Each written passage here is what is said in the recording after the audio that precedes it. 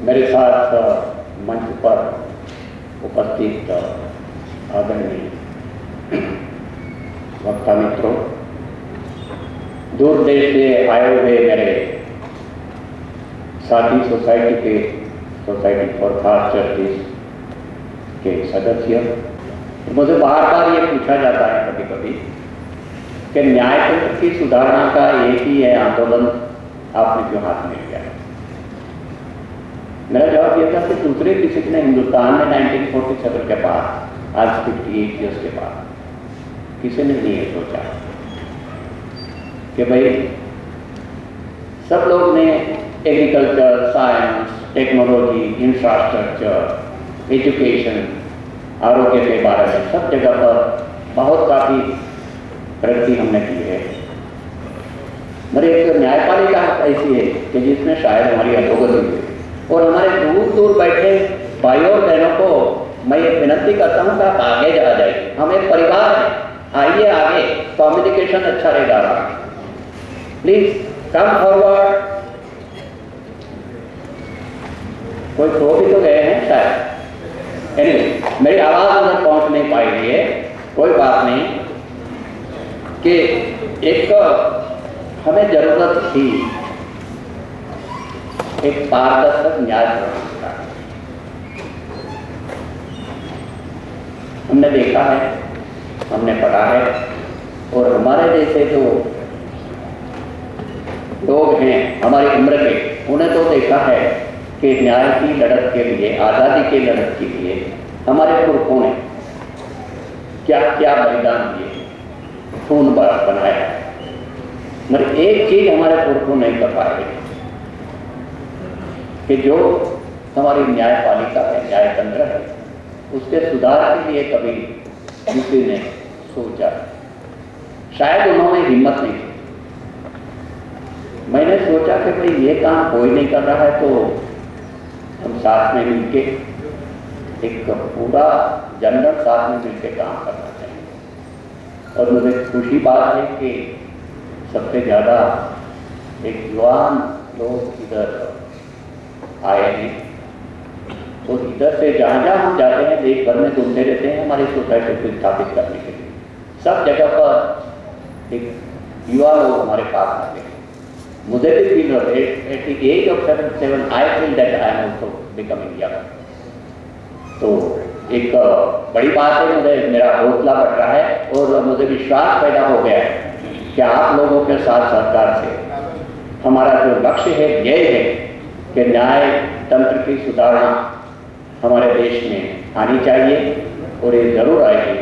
और एक समय की मांग है, मे बी 5 years, 10 years और समथिंग लिटिल हो, मगर ये दिन आएगा जब हमारी न्यायपालिका मतलब पारदर्शी, यूजर फ्रेंडली और भ्रष्टाचार मुक्त न्याय प्रणाली हमें मिले। और हमारी यही कोशिश है कि आपके सबके साथ मिलकर साथ सरकार के ये लक्ष्य के पहुँचने का। एक हमारे यहाँ जजेस बोलते हैं, कोई जज ने ऐसा बोला कि भाई 300 साल लगेगा। यही प्रणाली हमारे साथ में रही तो 300 साल लगेगा। दिल्ली के चीफ जस्टिस AP शाह थे, उन्होंने स्टेटमेंट किया कि 466 साल लगेगा। पर मैं कहता हूँ कि यही परंपरा चली, यही ढांचा जो चलता रहा तो अनिश्चित काल तक, हजारों साल तक भी हम जहाँ है उससे आगे नहीं कर पाएंगे। हम बार बढ़ता ही जाएगा, बढ़ता ही जाएगा। तो इसके लिए क्या करना चाहिए? तो इसके लिए एक बीड़ा उठाया आप सब लोगों के साथ में मिलकर कि हमारे जो शासन प्रणाली है, हमारे न्यायपालिका के, सरकार के, हमारी संसद के जो नेतागण है, सत्ता स्थान पर बैठे हैं, वो सोचते हैं कि वो मालिक पब्लिक सर्वेंट है। Is defined by Supreme Court also, they are all public servant. मगर उनको ऐसा कभी नहीं लगा कि वो जनता की सेवा की। ये भान उनको कराना पड़ेगा, तो धीरे धीरे देशव्यापी हमारा आंदोलन आगे बढ़ेगा। और उनके नज़रों के सामने ये जो प्रगति होगी ये आंदोलन की, वो देख के उनको एक सारी समस्या का हल खुद को उनको ही ढूंढना पड़ेगा। हमारी पृष्ठभूमि तैयार है। करीब 10 साल से हम ये आंदोलन, देशव्यापी आंदोलन चलाते हैं। हमारे पास अच्छे अच्छे कार्यकर हैं, जैसा संतोष शेट्टी गांव से आए हैं, हमारे यहाँ राजू भाई खट्टर बैठे हैं, मुंबई के सोसाइटी फॉर पास जस्टिस के, और गुड़गांव से इधर ये आए हैं, उनके Gurgaon society for pass justice Raj Kachru इधर बैठे हैं। राज साहब खड़े हो जाइए जरा, आपको देखना है सबको। और फिर बगल में बैठे हैं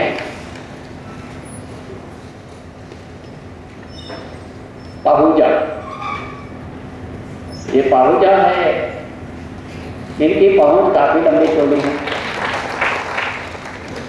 ये दिल्ली में रहते हैं और दिल्ली में धरना और प्रदर्शन, जैसा कमलकांत जी ने बताया, तो वो भी जरूरी है, वो करते रहते हैं सुप्रीम कोर्ट के सामने, जंतर मंतर के सामने, और मीडिया भी उनका साथ दे रहे हैं।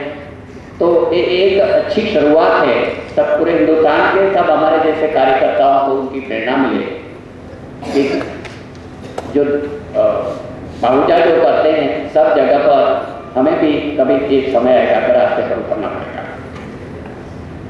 बापू का नारा था डू और डाई। मैं सोचता हूं कि आपको ये नारा जब लगा, कभी आप में से तो कोई प्रेक्षकों में से तो रेयरली कोई होगा। 1942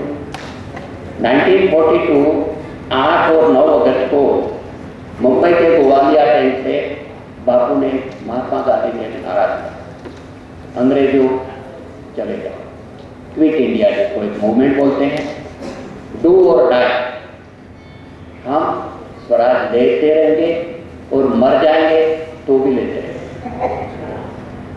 एक जबरदस्त, अभी हमारे सामने भी यही पड़ता है कि किसी को नहीं, कितने सालों से हम लिखते रहे, हाई कोर्ट सुप्रीम कोर्ट जजेस को, बार काउंसिल के सब मेंबरान, सब जगह पर मेंबर्स ऑफ पार्लियामेंट, जो 800 के करीब मेंबर ऑफ पार्लियामेंट से हमारे, सबको हर 6 महीने हम देखते रहते हैं हमारे दूसरा जो होता है वो, मगर किसी की कोई जवाब अभी तक आता है, किसी को इंटरेस्ट ही नहीं। एडवोकेट कम्युनिटी वो अपने अपने स्वार्थ में खड़े, उनको भी कोई जवाब, हमारे सब जहाँ जहाँ देश भर में हमारे वर्कशॉप होते हैं, हम बोलते हैं 15-20 लोग इकट्ठा होता है, हम पहले एडवांस नोटिस एनजीओ फॉलो कर देते हैं, जाते हैं, सब जगह पर सब आते हैं, एडवोकेट लोग भी आते हैं, हाँ करते हैं, मगर सुनते नहीं आते। इसलिए हमने डिसाइड किया है कि भाइयों बहनों, निराश होने की जरूरत नहीं है, ये आंदोलन है, एडवोकेट्स लोग जो आवे तो दे आर वेलकम, नहीं आवे तो एक सिटीजन्स मूवमेंट है, ये नागरिकों का एक संघर्ष है, वो सब साथ में लेके अपने को चलना है। कितना समय लगेगा ये लक्ष्य तक पहुंचने का, ये सोचना। कभी कभी ये सवाल भी आता है हमारे सामने कि कितना समय लगेगा। समय तो कभी अच्छा लंबा थोड़ा लग सकता है। हिंद की आज़ादी को कितना साल लगे थे भाइयों बहनों? मैं पूछता हूँ कितने साल लगेगा, कोई तो जवाब देंगे। 90 इयर्स, 1957 से 1857 से 1947 तक, तो ये भी दूसरी आज़ादी है, ये भी दूसरी आज़ादी हम लड़ रहे हैं। कुछ समय तो लगेगा, 90 इयर्स नहीं लगेगा तो कुछ 10-20 साल तो लग सकते हैं उसके लिए। एक धीरज रखना पड़ेगा, और कितनी धीरज हम एक आलेख लगाएंगे आपके सब जगह पर, हिंदुस्तान के कोने पर कितनी क्षितिज तक पहुंचे, वहां तक हमारी आवाज पहुंचनी चाहिए। बापू ने और भी हमें 3 चीज दी, एक अहिंसा। हमारा जो आंदोलन है एक अहिंसा के सिद्धांत पर, लाठी चढ़े, गोली चढ़े, जेल भरो, जो भी कुछ करे, हम हिंसा में नहीं करते। तो गांधी जी ने और 2 चीज बताई, जैसा कमल जी ने बताया कि भाई धरना करो, रास्ता रोको, ये सब तो करना पड़ेगा। आपकी म्यूनिसिपल कॉर्पोरेशन कभी कभी रोड रिपेयर करती है तो एक बोर्ड लगाती है ना, इनकन्वीनियंस रिग्रेटेड, आपकी असुविधा के लिए क्षमा चाहते हैं। रोड रिपेयर होता है तो कुछ बंद हो जाता है कभी के, तो हम भी लोगों को ये समझाएंगे कि आज हम रास्ता बंद कर रहे हैं, आज हम रेलवे बंद करते हैं, ट्रैक पर बैठ जाते हैं, इसके लिए हम क्षमा करें। आपके भविष्य के लिए आपको जो फायदा पहुंचाना है इसलिए आपको थोड़ी तकलीफ सहनी पड़ेगी, ये भी रहता है। और दूसरा बापू ने क्या कहा, नॉन कोऑपरेशन। आपको याद होगा गोपाल कृष्ण गोखले ने बापू को आदेश दिया अफ्रीका से गया 100 साल पहले कि भारत भ्रमण करो। भारत भ्रमण करते करते वो पहुंचे चंपारण में, बिहार में। बिहार एक चंपारण बहुत गरीब इलाका था, अभी भी है। तो उधर ये नील की खेती करना होता था, इंडिगो जिसको बोलते हैं। वो ब्रिटिशरों ने कंपल्सरी ये खेतों से कराता था, उसमें बहुत लोग जाते थे, वो बीमार हो जाते थे, किसान बर्बाद हो जाते थे। तो उन लोगों ने कंप्लेन किया गांधी जी को, तो गांधी जी को बोले नहीं, ये तो जबरदस्ती बंद करनी चाहिए। और उन्होंने आंदोलन किया, उनको हड़ताली का मतलब चंपारण छोड़ दो, कलेक्टर ने आदेश दिया, गिरफ्तारी का भी वारंट निकाला, उन्होंने कुछ नहीं माना, कोई कोऑपरेशन नहीं किया। मैं मेरी लड़क से चलता है बापू ने कहा, और अल्टीमेटली उनको रोकना पड़ा। तो जो इंडिगो की कंपल्सरी एग्रीकल्चर करना पड़ता था उनको करता था।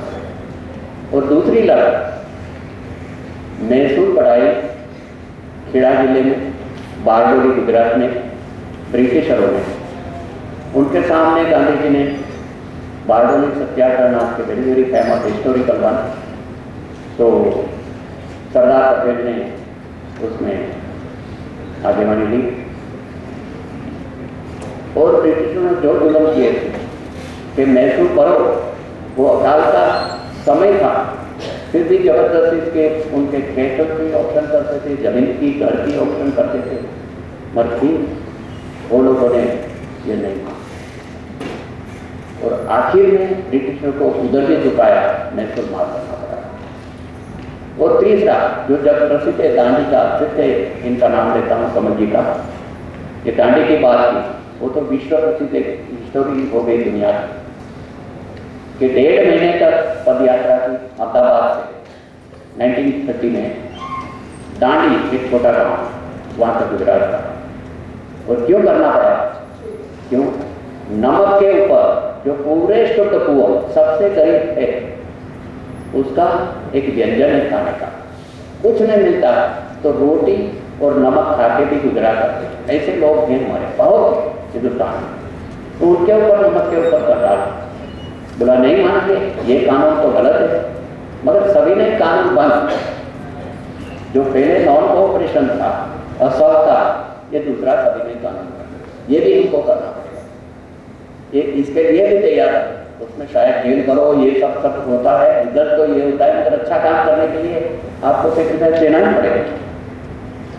एक और भी है न्याय यात्रा, 30 जनवरी 2016 अगले साल, आप याद है भाई और बहन, आपको सबको हम जोड़ना चाहते, पूरे हिंदुस्तान में हम जोड़ना चाहते हैं। 30 जनवरी 2016, 10 महीने बाकी है ना, एक महान न्याय यात्रा हम निकालें, कश्मीर से कन्याकुमारी और कच्छ से कलकत्ता, गांव गांव, शहर शहर, कस्बे कस्बे, सब जगह पर हम घूमेंगे, सैकड़ों हजारों की तादाद में, हजारों किलोमीटर का प्रवास होगा। 35 डेज फ्रॉम 30 जनवरी टू 5 मार्च। ये सब आप सबको साथ में चल के पूरे हिंदुस्तान में घूम के भाई अभी ये जनता जनार्दन जाग उठा है, जो सत्ता स्थान पर बैठे उनकी आंखें खोल दी। आप सबको हमारे साथ में चल रहा है। आप सोचेंगे कि इतनी बड़ी यात्रा तो राजकारण में लोग करते हैं, मगर एक समय आया है कि हम नागरिकों को भी ये करना पड़ेगा। आप उसकी फिक्र नहीं करो, उसका बजट होगा, उसकी भी चिंता हम मुंबई में बैठे बैठे कर रहे हैं, सब हो जाएगा। और कभी गए हम 10 साल से ये मुहिम चला रहे हैं। हम हाथ जोड़ के सब राजकारणियों के पास जाते हैं, जैसा राहुल गांधी के पास हम गए, वीरप्पा मोइली के पास गए, सलमान खुर्शीद के पास गए, अडवाणी जी के पास गए, डॉक्टर मुरली मनोहर जोशी, सुषमा स्वराज और राजनाथ जी के पास गए। ये सब लोगों के पास गए, बोले हाँ आपका कंसेप्ट तो बहुत अच्छा है और हमारी पूरी कोशिश रही है। सब लोग, ये बड़े बड़े नेताओं ने बोले हमारी पूरी कोशिश होगी कि इसके बारे में गंभीरता से सोचेंगे, बस जितना विश्वास करेंगे। पॉलिटिशियनों की जबान में कितना विश्वास होगा हमारा, कुछ नहीं होगा। इसलिए अभी हमने किया कि हमारा जो अभी जो आंदोलन है वो तेज गति से चलेगा, शीघ्र गति से चलेगा और एग्रेसिवली चलेगा। अभी हम किसी की परवाह नहीं करते, इसके बाद आप सबको साथ में लेके चलेंगे। उनका एक समय आएगा, उनका स्थान हम बता देंगे। अब क्या, एक प्रसंग याद आता है। अर्जुन द्रौपदी के स्वयंवर में गए, पता है आपको, महाभारत की बात सुनी होगी आपने। वो स्वयंवर का कंडीशन क्या था, एक बड़ा खंभा लगाया, एक खंभे के ऊपर एक सोने की मछली थी और जो स्वयंवर में आए थे राजा लोग द्रौपदी के साथ विवाह करने के लिए, उसको क्या करने का, एक तराजू बिठाया था सेंटर में खंभे के और उधर ऐसा ये करके बाण ऐसा मार के उसकी आंख छेदनी की, और तो कोई नहीं कर पाए। अर्जुन ने किया, आंख छेद दी और द्रौपदी पाई। और वो भी इतना स्वार्थी नहीं था, द्रौपदी अकेले ने नहीं रखी, रेस्ट थी, आप जानते हैं भाई था। और कृष्ण भगवान अर्जुन को समझाते थे कि भाई युद्ध करो कौरवों के सामने। क्यों? कौरव एक शत्रुता सबकी जगह पर, कौरव पांडवों के सामने नहीं, पूरी जनता के सामने एक शत्रुता का एक पूरा उदाहरण। क्या वो बोले मेरे भाइयों को मैं मारूंगा नहीं, तो बोला ये तो धर्म युद्ध है, तुमको ये करना ही पड़ेगा। और धर्म युद्ध तुमने खेला और जीत पाई और शासन व्यवस्था सुदृढ़ बनाई। तो हमारा भी आप समझ लो कि ये धर्म युद्ध ये हमको लड़ना ही पड़ेगा अपनी पूरी ताकत से, अपने पूरे रिसोर्सेज के साथ। और आज से नहीं, अगले मैं रहूँगा नहीं रहूँगा, आप में बैठे हमारे साथियों में, आप खुद हैं, जो युवा लोग हैं, ये इसको, ये परंपरा को, ये कारवां को आगे आगे चलाते लेके जाएंगे। और हमें विश्वास है कि ये आज नहीं तो कल, आज उनका है, कल हमारा है।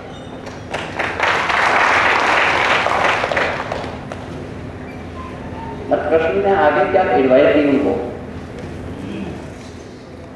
धर्मयुद्ध तो हो गया, अब क्या करना। बस धर्मयुद्ध के पहले भी उन्होंने बताया, कर्मण्येवाधिकारस्तु मा फलेषु कदाचन। भाइयों बहनों, हमारा सबका काम ये है, हमें जो आंदोलन चलाता है ये करते जाए, परिणाम क्या है देखना नहीं, वो तो अपने आप आएगा कुदरती के साथ। और काम करना, काम करना, काम करते जाना, ये हमारा सिद्धांत है। जैसा उन्होंने मंगा जी ने बताया कि न्याय मात्र अदालत तो सुनी, न्याय आपको सरकार की पुलिस से, सरकार के रेवेन्यू डिपार्टमेंट से, आपके म्यूनिसिपल कॉर्पोरेशन उससे, दुकानदारों से जो पैसा देते थे, शराब लोगों से, स्कूल से, कॉलेज से, प्राइवेट, पब्लिक, सब जगह पर अन्याय दिख रहा है। कोई शासन व्यवस्था ठीक तरीके से चलता नहीं। मुझे याद है कि जब मैं एक आज से 10-15 साल पहले forum for fairness in education चलाता था। ये फोरम फॉर फेयरनेस थे, forum for fairness in education, जिसके तहत 37 पिटीशन मैंने फाइल और खुद ही लड़ा। मैं तो एडवोकेट नहीं हूँ। और बाद में जनहित मंच चला, जनहित मंच की भी बात कमल गांधी ने की। टोटल 106 पब्लिक इंटरेस्ट एजुकेशन मैंने फाइल किया अभी तक, और उसमें भी 5 साल, 10 साल, 15 साल लग जाता। इसलिए ठान ली कि ये भी कोई चारा नहीं, विकल्प नहीं, तो इसके लिए मुझे ये शुरू करना था। कि भाई तभी मैंने सोचा कि ये होगा कैसा, ये न्याय व्यवस्था ठीक करने का जो आंदोलन है लक्ष्य के, होगा कैसा। मैंने भगवान से ऊपर पूछा कि भगवान ये कैसा होगा, उधर से कोई जवाब नहीं। फिर ये भगवान से पूछा, मेरे अंदर का भगवान से पूछा कि ये कैसा होगा, ये भगवान जी ये होगा कैसा। बोले डरो मत, निराश होने की आवश्यकता नहीं, ये पूरे जन समूह अपने साथ में है।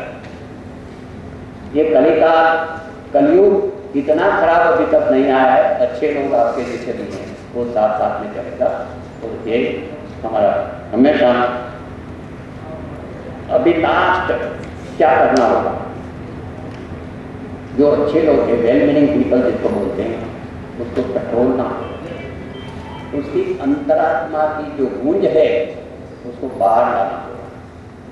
और इसके लिए गाँव तो होते ही हैं, मगर आपके शहर में, आपके इलाका में, डिस्ट्रिक्ट में, स्टेट में जो लोग हित चिंतक है उसको टटोलना होगा, सबके पास जाना होगा।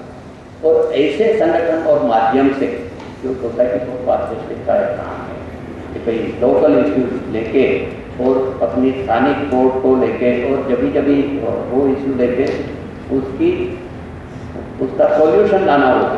और जैसा क्लेरियन कॉल आएगा फोरम कोर्ट से, खास जस्टिस की ओर से, तभी सब काम काज छोड़ के, आपको गांधी जी का याद है ना, लोगों ने नौकरियां छोड़ी, लोगों ने बिजनेस छोड़ दिया, और विद्यार्थियों ने अपनी स्कूल कॉलेज छोड़ दिया। वो हाल है, इतना हम नहीं भी कर पाए, मगर कभी कभी जरूरत पड़े तो हम चाहते हैं कि आप सब लोग ये आंदोलन में आगे चलने के लिए तैयार है। और अंत में, before I close, I should thank very much to the organisers, that is Forum for Fast Justice Orissa के अध्यक्ष जो है हमारे महाराणा, और Bhubaneswar Society for Fast Justice के अध्यक्ष हमारे मनोज जेना, और आप सब लोग जो आज का सैटरडे का समय निकाल के और बारगांव से चुका है, सबका मैं धन्यवाद करता हूँ। Thank you.